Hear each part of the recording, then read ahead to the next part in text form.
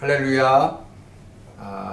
비전교회 성도 여러분, 이 시간 주님 앞에 찬양하며 예배드리기 원합니다. 우리 코로나 우한 폐렴이 팬데믹으로 전 세계에 유행하면서 여의치 않게 저희들이 생각지 못하고 가정 예배를 드리게 됐습니다. 각자 처한 곳에서 오늘 함께 예배를 드릴 때 하나님께서 우리 처한 모든 곳에서 하나님이 함께 하실 줄 믿습니다. 우리 주님 앞에 우리 평소와 똑같이 함께 찬양하며 나가길 원합니다. 찬양하겠습니다. 나는 하나님을 예배하는 이 찬양으로 하나님께 영광 돌리겠습니다. 나는 하나님을 예배하니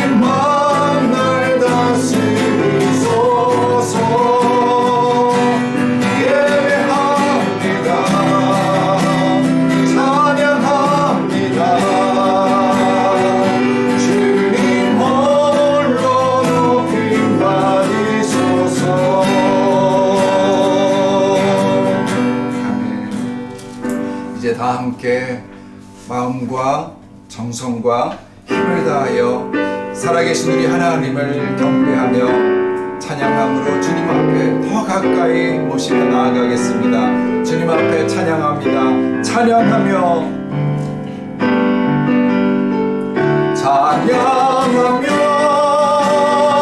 주님을 예배할 때 하늘 가득한 주의 영광 보리라.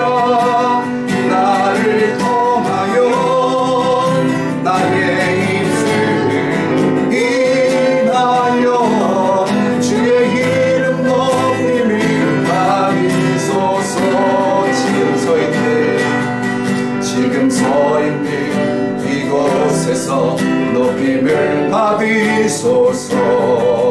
내가 밟는 땅 주님의 땅이니 하늘이 주의 이름 높이 올리며 넓은 바다가 주를 노래해 모든 마음을 주를 경배해 모든 입술 주를 찬양해 천지를 만드신 만물의 통치자 높임을 받으소서 내 평생에 주의 이름 높이며 어느 곳에서든지 주님을 예배하리라 내가 받는 모든 다 아버지의 영광이 선포되야 하리 찬양하며 주님을 예배할 때 하늘 가득한 주의 영광 보리라 나를 통하여 나의 입술을 인하여 주의 이름 높임을 받으소서 나를 통하여 나의 입술을 인하여 주의 이름 높임을 받으소서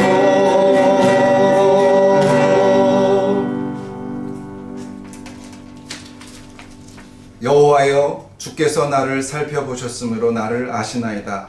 주께서 내가 앉고 일어서심을 아시고 멀리서도 나의 생각을 밝히 아시오며 내가 새벽 날개를 치며 바다 끝에 가서 거주할지라도 거기서도 주의 손이 나를 인도하시며 주의 오른손이 나를 붙드시리이다. 아멘. 할렐루야. 하나님 감사합니다. 우리가 주님 앞에 하나님 온 성도가 각기 처소에서 나옵니다. 하나님 여호와의 전을 사모하여 나오는 사람들 그리고 주님의 예배를 사모하여 나오는 사람들을 주님께서 기뻐하시고 어느 곳에 있든지 간에 주의 오른손으로 붙잡아 주시며 우리의 새벽날개 치며 올라가며 주님 앞에 앙망하며 나아갈 때 하나님 함께하여 주옵소서. 우리의 예배를 받으신 하나님을 찬양하며 예수 그리스도 이름으로 기도드립니다. 아멘. 이 시간 우리 모두 주님 앞에서 고백의 기도를 드리기를 원합니다. 예배자로서 온전치 못한 우리의 마음 또 우리의 모습 십자가 앞에 다 내려놓으며 예배를 위하여 함께 부르짖으며 기도합니다. 주여 우리의 약함과 부족함을 용서하여 주옵소서. 다 함께 기도하겠습니다. 아버지 하나님 주님 앞에 아버지 다시 한번 섭니다. 하나님께서 우리 가운데에 하나님 임하실 때에 아버지 우리의 약함을 보지 아니하시고 예수 그리스도의 공로 예수 그리스도의 보혈을 보신 줄 믿습니다. 아버지 하나님 역사해 주옵소서. 하나님 이 시간도 주님 앞에 드리는 우리의 예배와 찬송 가운데에 우리 허물이 아닌 그리스도의 은혜로 하나님을 돌아보시고 우리의 모든 악함을 치유하시며 앞에 온전한 예배자를 자세에 설 수 있도록 성령님 각기 처소의 우리를 하나님 살펴주시옵소서. 감사합니다. 예수님의 이름으로 기도합니다. 아멘. 다 함께 주님 앞에 귀하신 주여 찬양하며 나갑니다. 귀하신 주여 날 붙드사 주께로 날마다 더 가까이 저 하늘 나라 나 く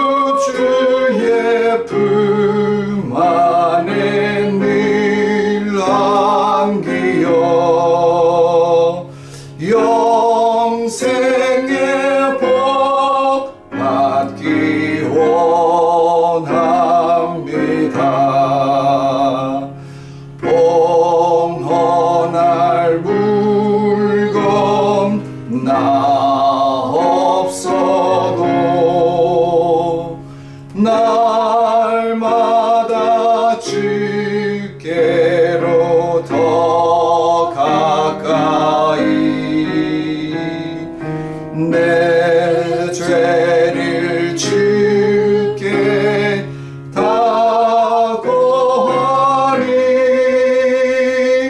주님의 보혈로 날 씻으사 눈보다 더 희게 하옵소서.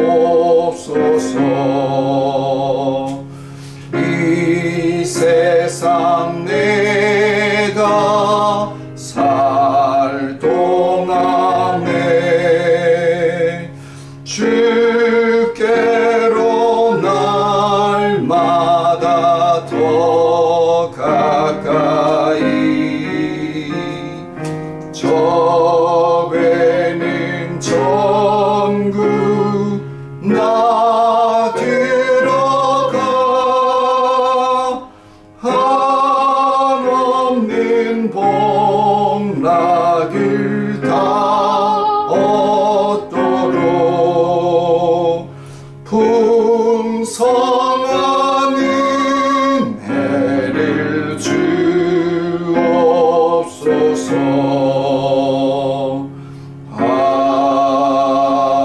아멘. 존귀하신 하나님 아버지, 우리를 주님의 존전으로 또 가까스에 있는 모든 가정에 하나님 임하여 주시고 또 하나님의 거룩한 품 안에서 예배드리게 하심을 감사합니다. 주님은 높고 위대하심을 다시 한번 고백합니다. 우리는 낮고 천함을 다시 한번 주님 앞에 고백합니다. 아버지 하나님, 하늘의 영광 버리시고 이 땅에 오신 예수 그리스도의 그 은혜를 의지하여 주님 앞에 나오는 저희들 하나님 함께하여 주옵소서.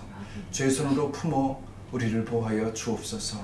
세상은 지금 하나님 코로나 바이러스 때문에 하나님 정말 팬데믹에 빠져서 갈팡질팡하고 정말 우리의 약함을 고백할 수 없는 처지에 놓여 있습니다.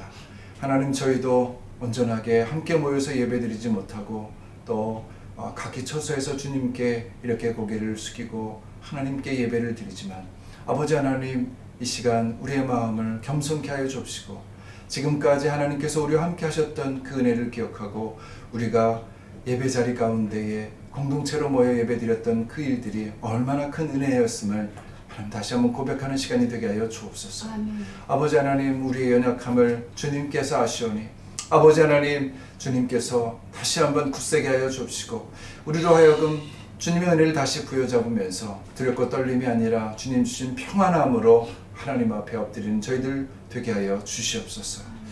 아버지 하나님, 세계 도처에서 신음소리를 주님께서 들으시고 긍휼히 여겨 주옵소서. 아버지 하나님, 한국에서 많은 교회들이 주님 앞에 온전치 못했던 그 모습들을 이제라도 회개하고 있사오니 주님 아버지 용서하여 주시옵소서. 아버지, 한국교회뿐만 아니라 모든 정치들도 하나님, 모든 세상의 사람들도 주님을 등 뒤로 한 채 하나님 부에 취하고 또 하나님 자신의 성공의 유익을 바라면서 하나님을 경외하는 걸 멀리했던 것을 주님 아버지 저희들 회개하오니 주님 용서하여 주옵소서. 아멘.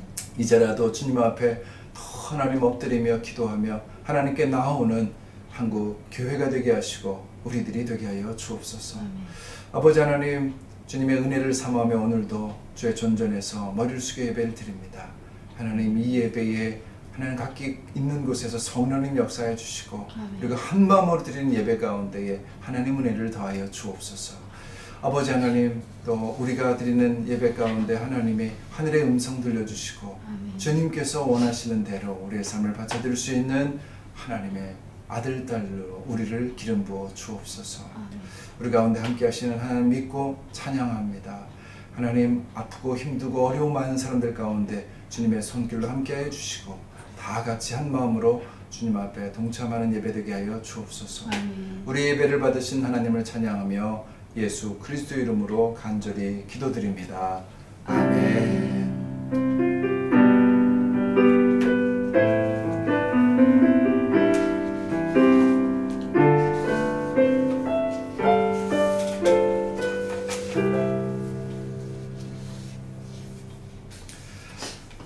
네, 몇 가지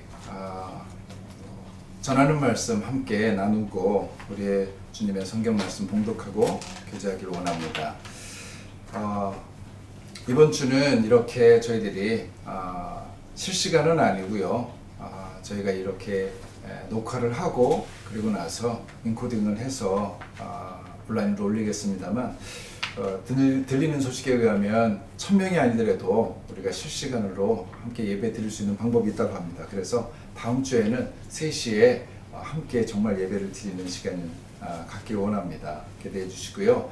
또 우리가 이 어려운 시기에 함께 기도하고 또 우리 1010 기도를 하고 있는데 그 기도 가운데 하나님께서 함께 하실 줄 믿습니다. 매일 10시에 우리 10분씩 함께 기도하는 거 참여해 주시고 주님의 존전에 함께 나오기를 원합니다.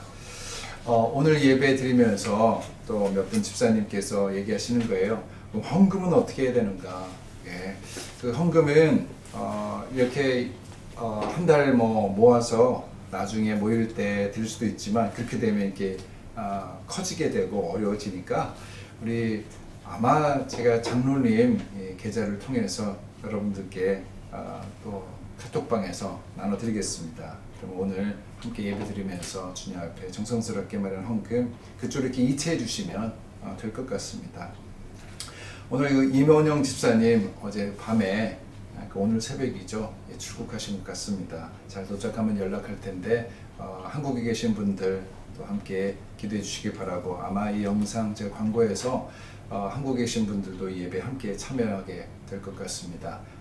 함께 축복하고 인사 나누는 그런 우리 귀한 비전교회 지체들이 되길 바랍니다. 축복합니다.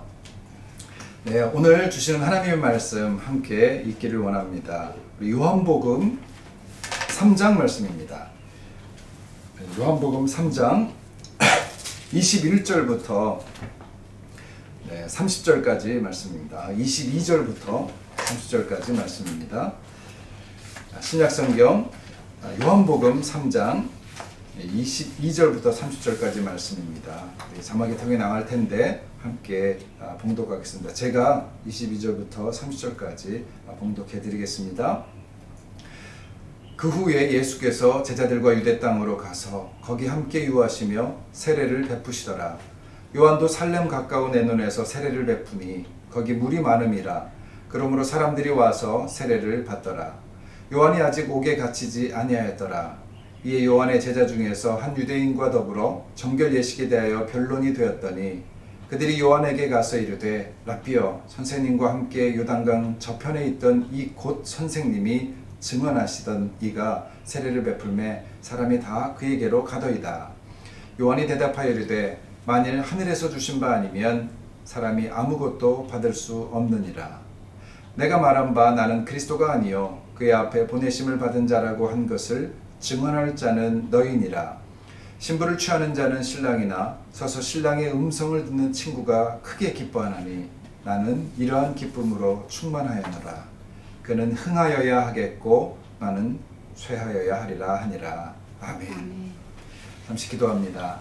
하나님 아버지, 주님 말씀 앞에 섭니다. 하나님께서 이 시간 우리 심령에 직접 말씀하여 주시고 오늘도 하나님께서 들리신 음성 가운데에 내가 여기 있나이다 고백하며 우리 말씀 가운데 들리는 이 세례 요한의 기쁨 누리게 하여 주옵소서. 예수 그리스도의 이름으로 간절히 기도드립니다. 아멘. 오늘 말씀의 제목은 세례 요한의 기쁨입니다. 요한복음 3장에는 유명한 성경 구절이 많이 나오죠. 오늘 말씀 나는 흥하여야 하겠고 그는 흥하여야 하겠고 나는 쇠하여야 하리라. 30절에 이 구절 역시 대부분의 성도들이 익히 알고 있고 또 다 익숙한 말씀이죠. 자, 이 세례 요한의 퇴임사라고 할 수 있는 그 유명한 고백입니다. 오늘 저희가 읽은 이 말씀은 세례 요한의 아름다운 퇴장을 다루고 있습니다. 자, 이보다 더 겸손한 고백이 있을 수 없죠. 하지만 이 사건의 초점도 세례 요한이 아니라 예수님에게 있다는 것 잊지 말아야 됩니다. 요한복음의 중심은 예수님이 누구시냐, 그 예수님을 소개하는 것이고 예수님을 올려드리는 것이죠. 자, 다시 말하면 그 위대한 세례 요한마저도 예수님을 위한 들러리에 불과했다. 이런 이 말씀이 이 본문의 초점입니다. 자, 22절은 그 후에라는 말로 시작합니다. 자, 22절 말씀입니다. 함께 읽겠습니다. 그 후에 예수께서 제자들과 유대 땅으로 가서 거기 함께 유하시며 세례를 베푸시더라. 자, 여기서 그 후란 니고데모와의 만남 이후를 말하죠. 표적을 보고 예수님을 방문한 니고데모에게 주님은 성령으로 거듭나야 하나님 나라에 들어갈 수 있다 이렇게 말씀하셨습니다. 그리고 그 영생은 하늘로부터 오신 예수님을 믿는 그 믿음으로 얻는 것이다 이렇게 얘기해 주셨죠. 다 기억나십니까? 그러니까 즉 성령으로 나는 거듭나는 것은 예수님을 단순히 기적을 행하는 어떤 능력자, 선지자 이 정도가 아니라 하나님의 아들로 믿는다. 하나님을 아들로 믿는 것을 말한다는 것입니다. 예수님이 바로 생명의 빛이기 때문입니다. 요한복음의 저자인 사도 요한은 그 대화 후에 세례 요한의 증언을 기록함으로 인해서 예수님이 바로 그리스도다라는 사실을 강조하고 있는 것입니다. 자, 그런 의미에서 사실은 그는 흥하여야 하겠고 나는 쇠해야 하리라. 이보다 중요한 말씀이 있는데 그것이 바로 28절 말씀이죠. 우리 28절 말씀도 같이 읽겠습니다. 시작. 내가 말한 바 나는 그리스도가 아니요 그의 앞에 보내심을 받은 자라고 한 것을 증언할 자는 너희니라.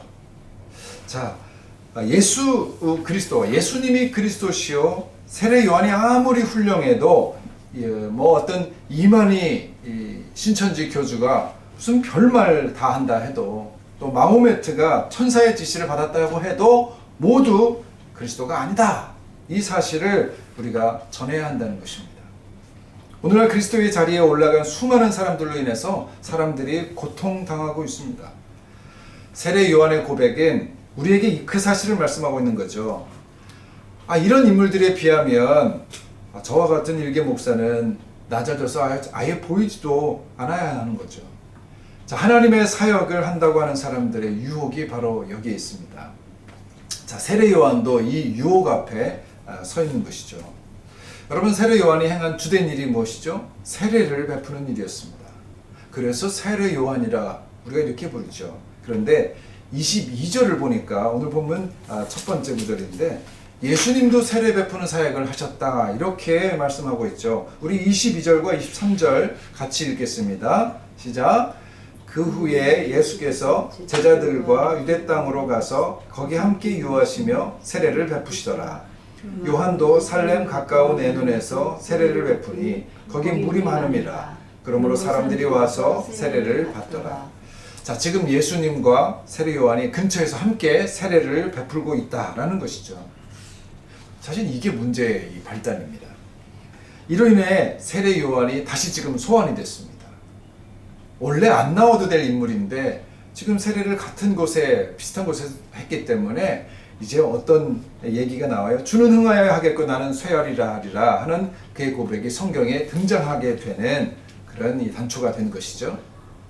자, 하지만 4장을 보면 사실 예수님은 세례를 베풀지 않았고요. 그의 제자들이 베풀었다 이렇게 기록되어 있습니다. 4장 1절 2절 말씀도 한번 확인해 봅니다. 제가 읽어드리겠습니다. 예수께서 제자를 삼고 세례를 베푸시는 것이 요한보다 많다 하는 말을 바리새인들이 들은 줄을 주께서 아신지라. 예수께서 친히 세례를 베푸신 것이 아니요 제자들이 베푼 것이라. 그러니까 예수님이 세례를 베푼 것은 아니지만 이 세례 요한의 제자들은 예수님이 세례를 베푼 것으로 생각하고 자기 스승에게 가서 읍소를 한 것이죠. 요한의 제자들이 오해한 것은 나중에 우리가 다시 한번 생각해 보겠지만, 자, 그렇다면 예수님은 왜 자신의 제자들이 세례를 베풀도록 그렇게 만드셨을까? 허락하셨을까? 질문이 나오죠. 자, 이제 막 따르는 예수 그리스도의 제자들이 스스로를 세례해 줄 리가 없거든요. 그럼 세례 요한 다 아시는 바대로 왜 그가 권위를 획득합니까? 메뚜기와 석청으로 오랫동안 자신을 구별했던 그런 정결한 삶을 살았지 않습니까? 그런데 예수님의 제자들은 이제 막 예수님을 쫓기 시작했거든요. 정결할 리가 없습니다. 고기 잡던 어부가 있었고 또 개 중에는 심지어 세리까지도 있었습니다. 그러니까 예수님이 그들에게 세례를 베풀라고 시킨 겁니다. 자, 그것은 아마도 요한의 세례가 너무 우상화되는 것을 하나님이 멈추게, 예수님이 멈추게 하셨지 않나. 그래서 오히려 세례보다 예수 그리스도의 앞으로 지실 그 십자가의 이 도리를 가르치기 위한 주님의 분명한 의도가 있었다. 우린 그렇게 볼 수 있습니다. 세례 요한의 권위가 세례로부터 나오고 있었는데 예수님의 제자들도 세례를 베푸니까 보십시오. 요한의 권위가 순식간에 낮아지고 땅에 떨어지게 됩니다. 그렇죠. 그래서 24절이 그 사실을 뒷받침해준다. 24절 무슨 말씀인지 함께 읽어볼까요? 시작. 요한이 아직 옥에 갇히지 아니하였더라. 요한이 아직 옥에 갇히지 아니하였다. 이 얘기를 성경이 굳이 지금 여기서 왜 기록합니까? 마치 무슨 요한이 옥에 갇히길 기다리고 있는 것처럼 그런 분위기죠. 요한이 아직 옥에 갇히지 아니하였다. 여기에는 생각보다 중요한 영적인 의미가 담겨져 있습니다. 사실 세례 요한의 사역은 그가 옥에 갇힘으로써 끝이 나죠. 좀 더 정확하게 말을 하자면 그의 사역은 그가 옥에 갇힘으로 완성이 됩니다. 자, 그리고 그와 더불어서 예수님의 공생의 사역이 시작이 되는 것입니다. 이걸 만약에 신학적으로 우리가 함께 설명한다면 이렇게 할 수 있어요. 구약이 세례 요한의 옥에 갇힘으로 완성이 되고 신약의 시대가 새롭게 열린다는 것입니다. 다시 말하면 세례를 베풀기까지 정결하게 율법을 지켰던 세례 요한의 구약적 삶이 예수님을 통해서 누구나 세례를 베풀 수 있는 은혜의 신약적 삶으로 바뀌었다는 사실을 상징적으로 보여주고 있는 것이죠. 여러분, 율법으로 의로워지는 시대에서 성령으로 거듭나는, 이 니고데모에게 얘기했던 이 성령으로 거듭나는 믿음의 새로운 이 시대, 그 시대로 지금 패러다임 시프트가 일어난 것을 알려주는 것입니다. 요한이 아직 옥에 갇히지 아니하더라. 요한이 옥에 갇힘으로써 신약과 구약이 지금 교차되는 것입니다. 자, 그런데 세례 요한의 제자들은 이 사실이 받아들이기가 참 힘든 그런 일들이 됐습니다. 지극히 인간적인 입장에서 한번 보자면 세례가 자신의 스승의 권위라고 그렇게 믿고 있던 이 사역인데 예수님도 세례를 주고 더 인기가 있으니까 제자들의 마음이 어려워진 겁니다.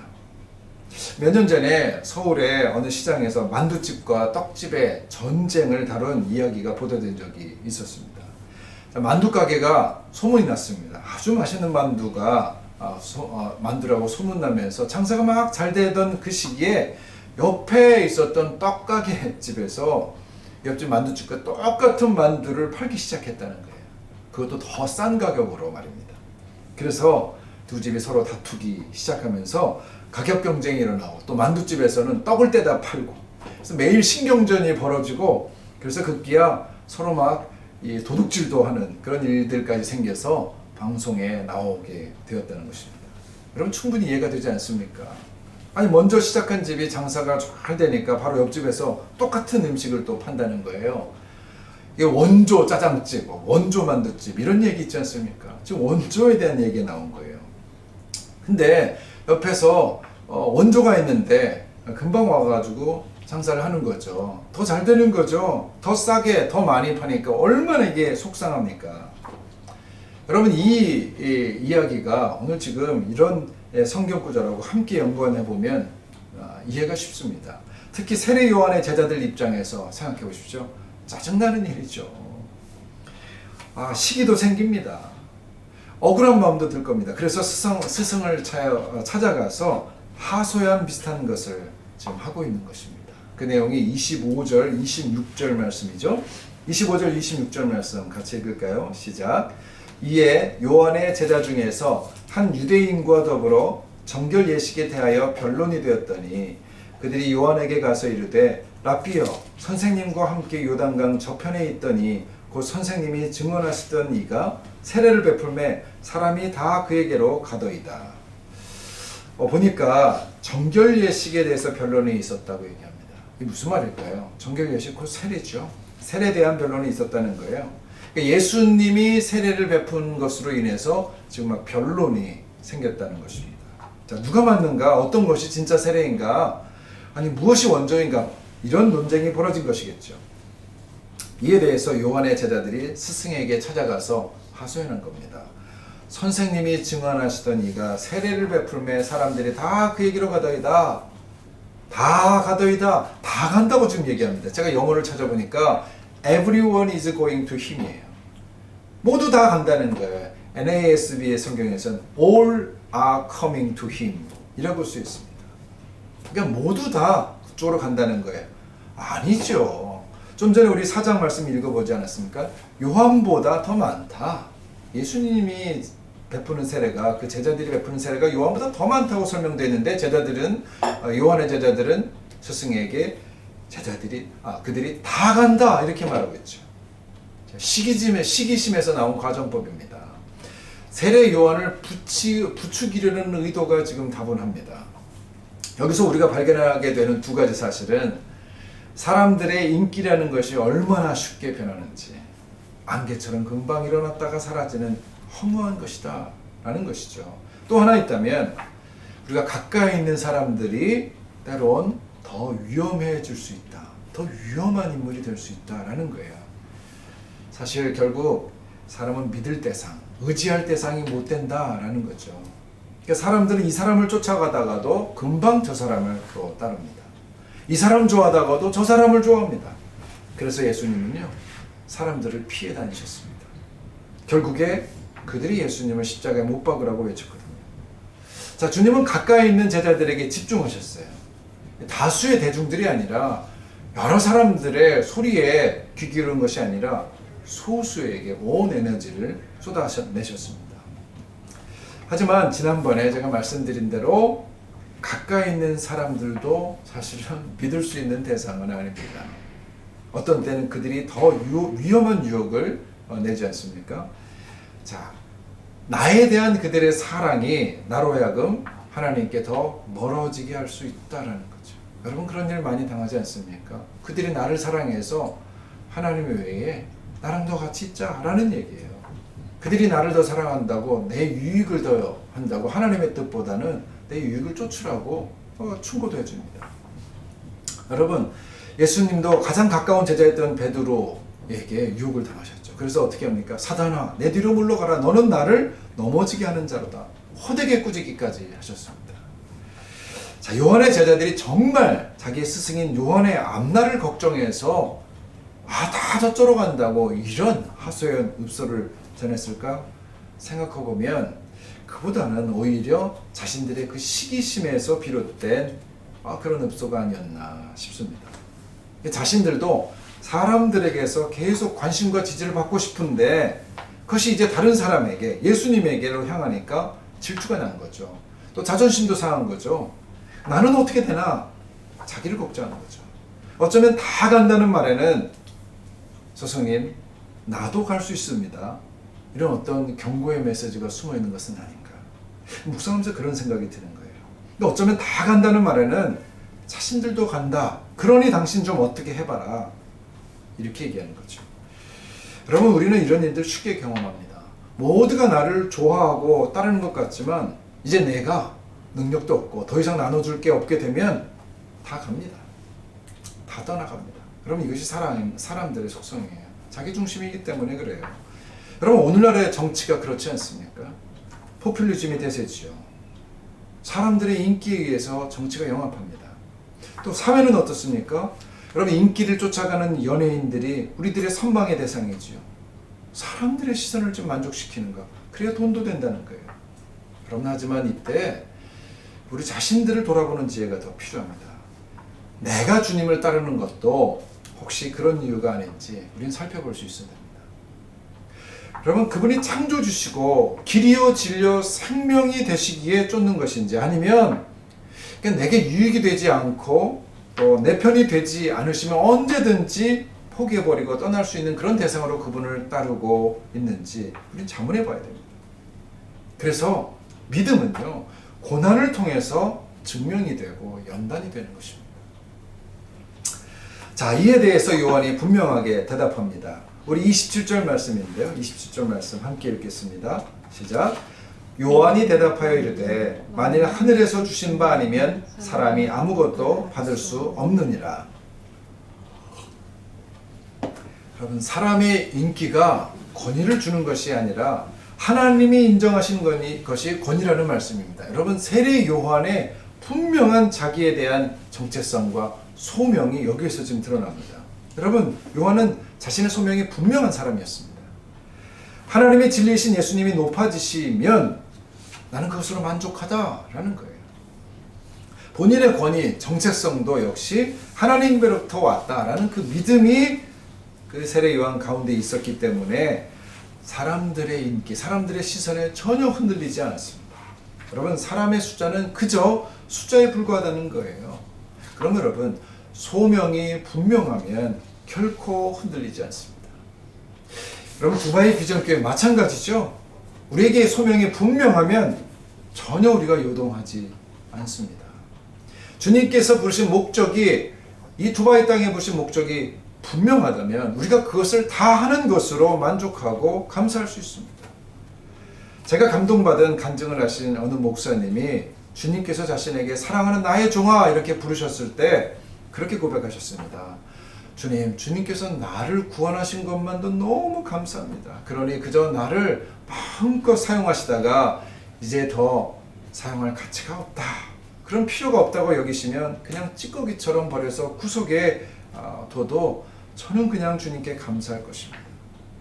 제가 목사님의 이 간증을 듣고 마음에 큰 울림이 있었습니다. 저도 그렇게 고백하기를 원하는데 쉽지가 않더라고요. 제가 잊혀지는 것이 서글프고 또 우울한 것이 사실입니다. 그래서 지금도 끊임없이 예수님 중심의 삶을 살기 위해서 기도하고 있죠.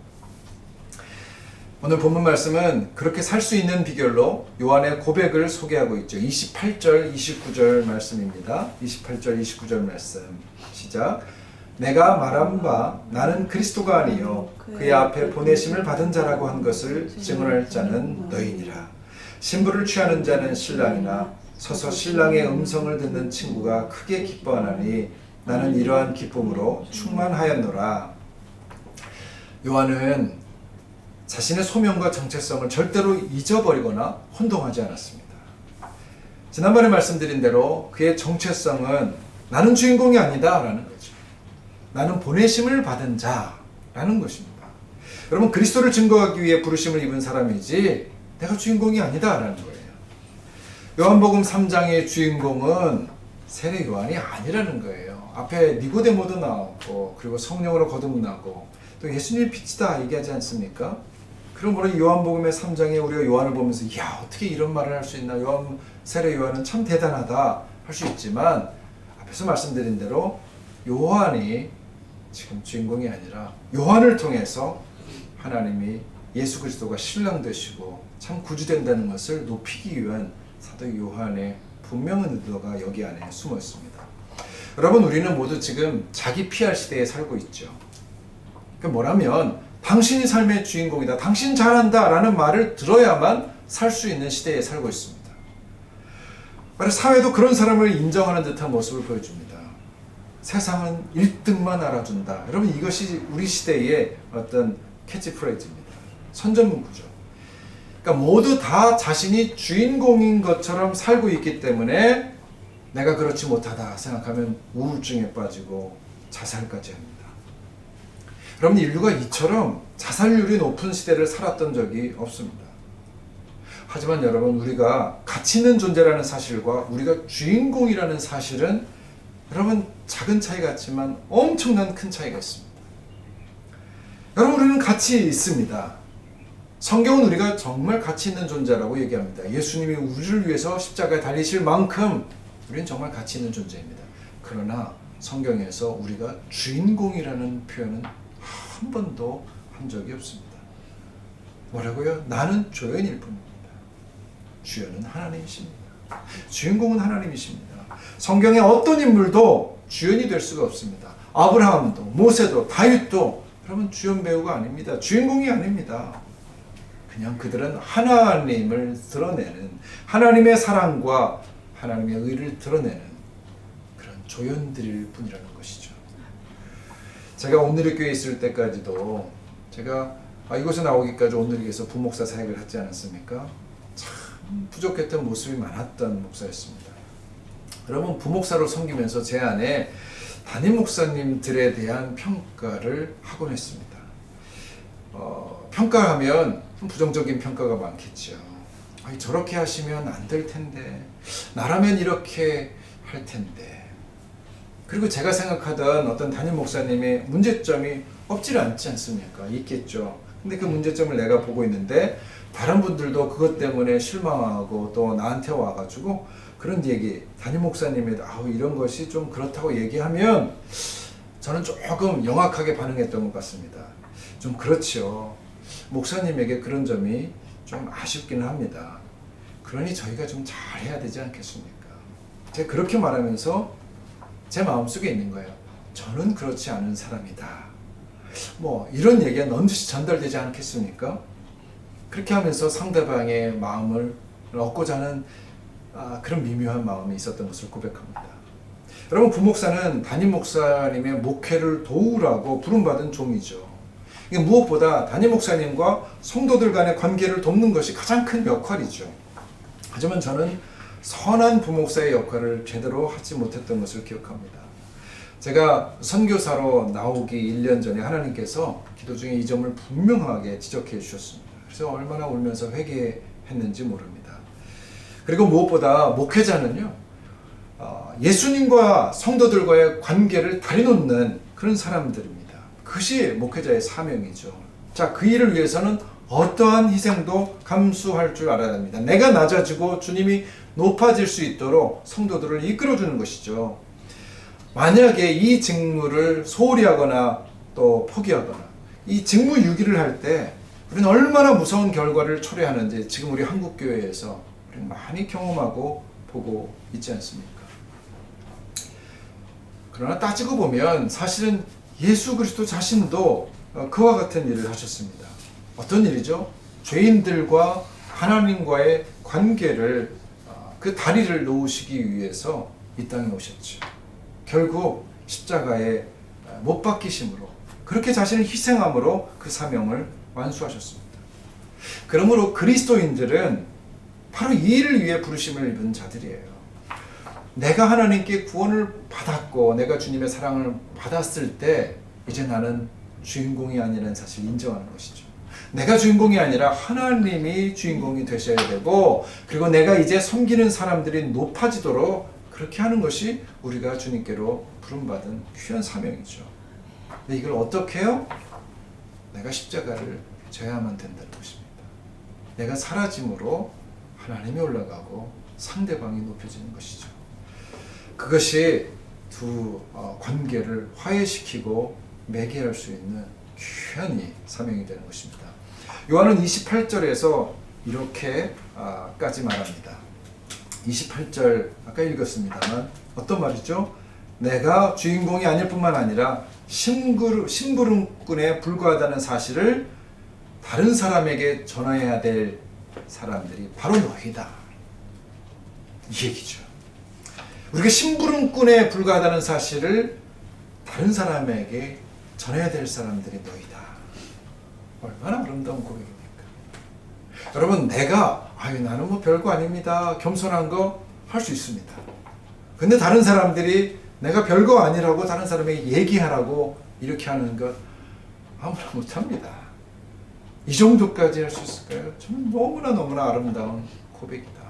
세례 요한은 정말로 예수 중심으로 산 하나님의 종이다라는 생각을 합니다. 그리고 29절에서는 유명한 비유를 들죠. 신부를 얻는 사람은 신랑인데 옆에 서 있는 친구가 그 신랑의 음성을 듣고 더 기뻐하듯이 나는 그런 신랑의 친구로서의 기쁨이 지금 가득하다. 너무나 아름다운 거죠. 요한은 지금 주인공이 아니라는 거예요. 그러나 이러한 고백이 그를 정말 주인공처럼 돋보이게 만듭니다. 저 자신 역시 그런 기쁨이 충만하기를 원합니다. 이 기쁨을 갖기를 원합니다. 여기서 신랑의 음성을 듣는 친구라고 하는데 신랑이 어떤 음성인지 알려면 약간의 이 배경 지식이 필요하죠. 유대인의 결혼 풍습에 대한 배경 지식인데, 여러분, 유대인의 결혼 풍습은요 상당히 세밀하고 그리고 좀 복잡합니다.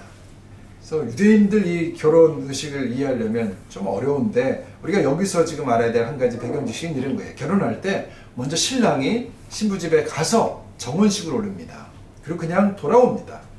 그리고 거의 한 1년 가까이 신부를 데려오기 위한 준비를 자기 집에서 부모님과 함께 하는 거예요. 어떻게 집을 짓고요. 또 두 사람이 새롭게 살 수 있는 그런 환경을 갖추는 겁니다. 그렇게 때가 되면 아버지가 가서 이제 준비됐으니까 신부를 데려오라 이렇게 말하면 갑자기 갈 수 있게 되는 거예요. 자, 이 신부를 데려오는데 그때 신랑의 친구가 그 소식을 먼저 신부 측에 전해준다고도 합니다. 그리고 신부를 데려와서 자, 신랑 집에서 결혼식을 정식으로 올리고 이제 잔치를 베풉니다. 그때 신랑 신부가 첫날 밤 합방을 그때 하게 됩니다. 자, 손님들은 신랑 신부가 새로운 집에 들어가고 나면 밤새도록 즐거워하고 춤을 추고 잔치를 베풉니다. 그때 신랑 신부가 신혼방에 있을 때 새벽에 신랑이 나와서 그 친구를 찾는 거예요. 그 친구에게 말하는 소리, 그것이 친구의 신랑의 음성이라는 거예요. 그 소리가 뭔지 아십니까? 그 소리는 신부는 정결한 여자였어 라는 거예요. 그때 친구가 잔치집의 손님들에게 이 사실을 알려준다는 겁니다. 신부는 정결한 여자입니다. 그러면 모두가 축복을 하고 축하하고 그리고 그때 집으로 돌아간다는 거예요. 여러분, 그때 신랑의 음성, 신부는 정결하다. 여러분, 이 소식을 들은 친구의 기쁨이 바로 요한의 말한 기쁨이에요. 신랑을 정말 사랑했던 그 친구가 신부가 정결하다는 이 소식이 얼마나 기쁜지 그것을 지금 말하고 있는 것이죠. 여러분, 신랑의 음성을 듣는 친구의 기쁨.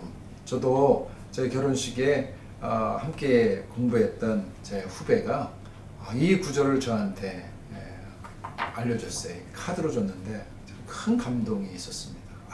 그렇구나, 나의 결혼을 정말 축복하는구나, 그런 감동이 있었습니다. 그래서 저도 제 친한 친구에게 이 구절로 카드로 써줬던 기억이 납니다.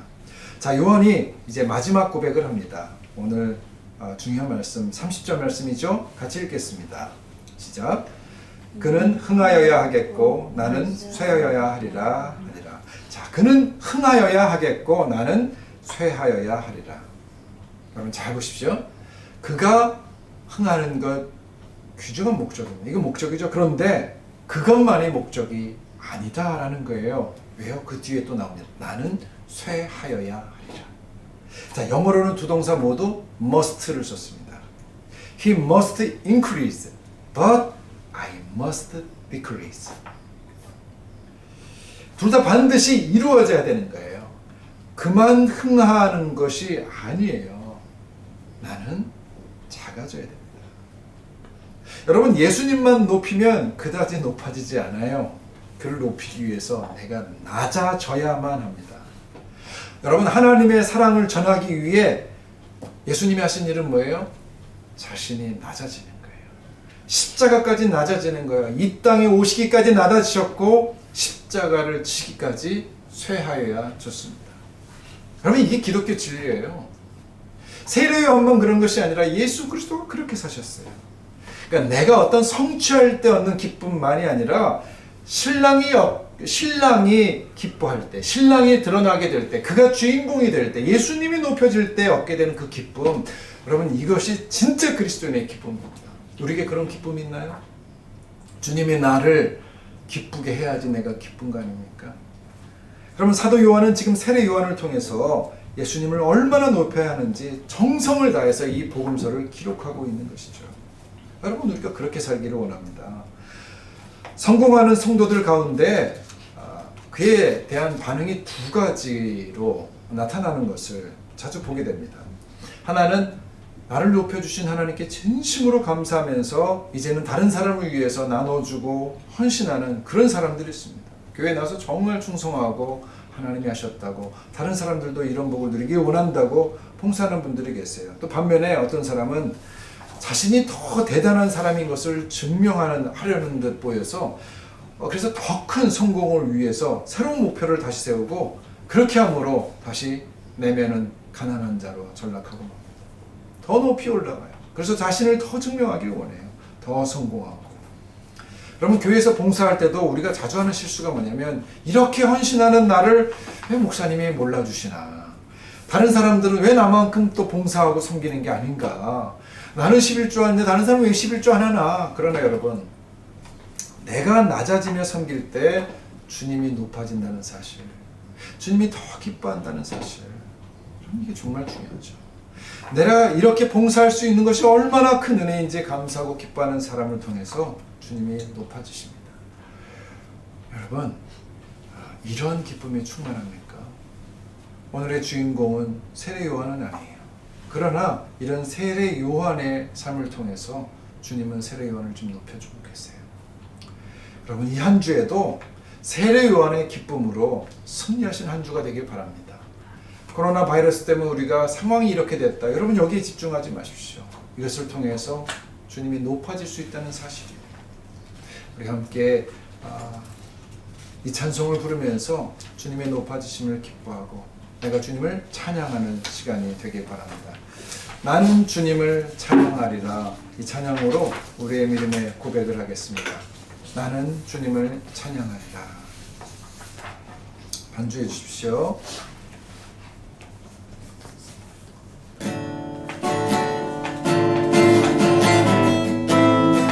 나는 주님을 찬양하리라.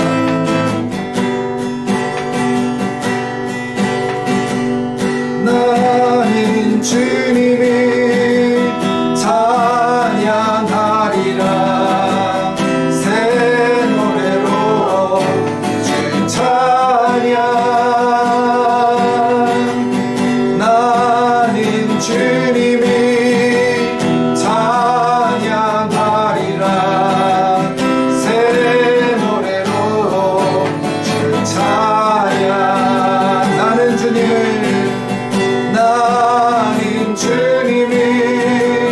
찬양하리라. 새 노래로 주 찬양.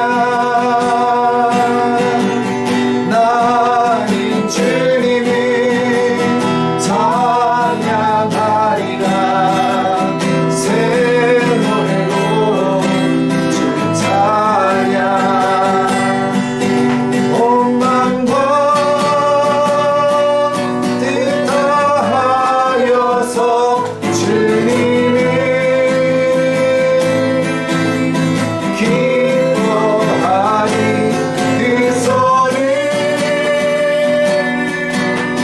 높이 들고서 주님을 경배하니. 나는 주님을 찬양하리라. 새 노래로 주 찬양. 나는 주님을 찬양하리라. 새 노래로 주 찬양. 기도합니다. 함께 이 시간 마음을 다해서 주님 앞에 기도하기 원합니다. 그렇습니다. 주님, 나를 찬양받는 것이 아니라, 내가 찬양받고 내가 인기를 얻는 것이 아니라 주님이 드러나기를 원합니다. 나를 보완하신 그 하나님 너무 감사합니다. 이것으로 나는 만족합니다. 이제 주님을 높이는 삶을 살기를 원합니다. 아버지 하나님, 나는 신랑의 음성을 듣는 그 친구의 기쁨으로 만족하기 원합니다. 주님은 흥하여야 되고 나는 쇠해야 되겠습니다. 하나님이 십자가의 정신 함께 주님 앞에 아버지 고백하기 원합니다. 이 시간 기도하겠습니다. 아버지 하나님 감사합니다. 주님 앞에 아버지는 주님께서 하나님 앞에 높아지게 원하는 것이 나의 죄성을 하나님, 주님이 나를 사랑하시고 신청하지 주님까지 하시는 것인데 나를 기회를 받았음에도 불구하고 아버지 앞에 주님의 말씀을 보면 하나님의 삶을 아버지 하나님 앞에 나가게 되는 것입니다. 이제 주님을 기대하는 삶을 살며 신랑과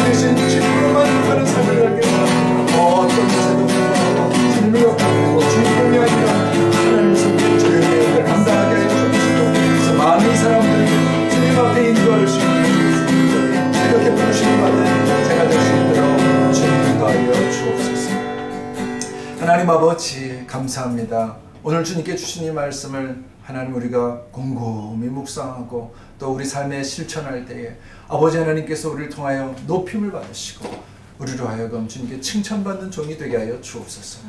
다른 어떤 사람들의 인정이 아니라 주님께 인정받을 수 있는 나의 사랑하는 아들이라, 나의 기뻐하는 종이라, 하나님 그 음성을 듣는 비전교회 모든 식구들 되게 하여 주옵소서. 예수 그리스도 이름으로 기도하옵나이다. 아멘.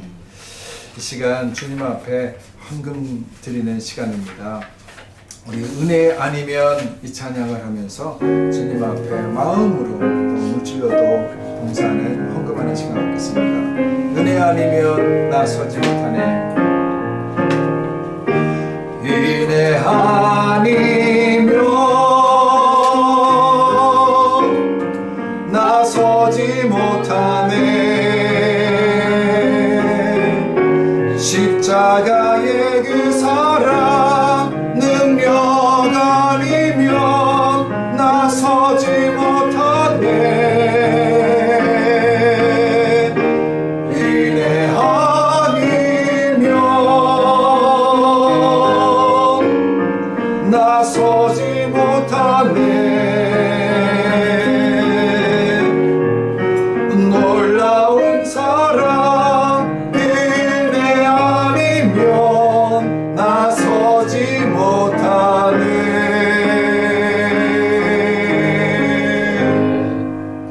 하나님 아버지, 다시 한번 주의 은혜에 감사하며 주 앞에 머리를 조아립니다. 아버지, 우리 마음 가운데 세례 요한 같은 귀한 마음이 넘쳐나게 하여 주옵소서. 주님께서 원하는 그 사람, 그 종, 그 아들 되게 하여 주시옵소서.